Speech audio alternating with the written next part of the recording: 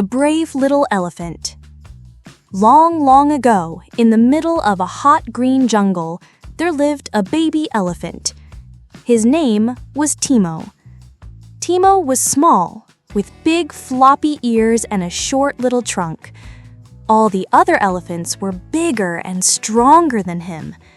But Timo had something special. He had a curious heart, and he wanted to see the world.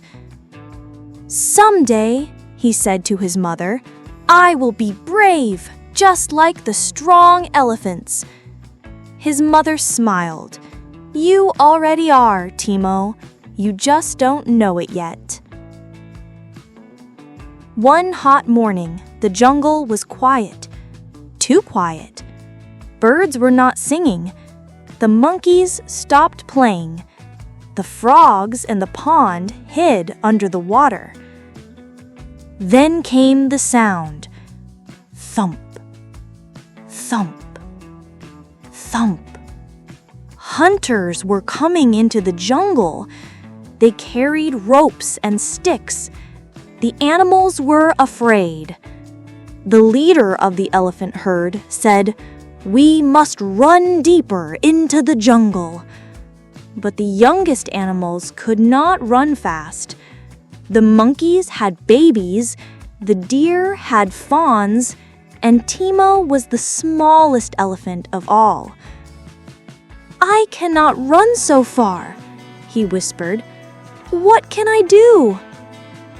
Timo thought hard. He remembered what his mother always told him. A small elephant with a smart idea can be stronger than a big elephant without one. So Timo said, "Maybe I can trick the hunters." He looked around.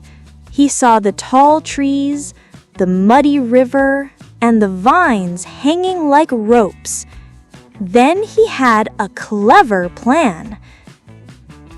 Timo ran to the monkeys. "Monkeys, can you help me? Swing and drop vines across the path." The monkeys chattered happily and threw vines everywhere, making a tangle. Next, he went to the birds. "Birds, can you help me? Fly and make loud noises in the trees." The birds flapped their wings and screeched, making the hunters look up in fear. Then Timo called to the frogs. "Frogs, croak as loudly as you can in the river." Croak, croak, croak. The frogs made such a noisy song that the hunters held their ears. At last, Timo walked into the muddy river himself. He rolled and stomped until the water turned thick and brown. "Now," said Timo, "we are ready." The hunters came closer. "Where are the animals?" one shouted. "They must be here," another said.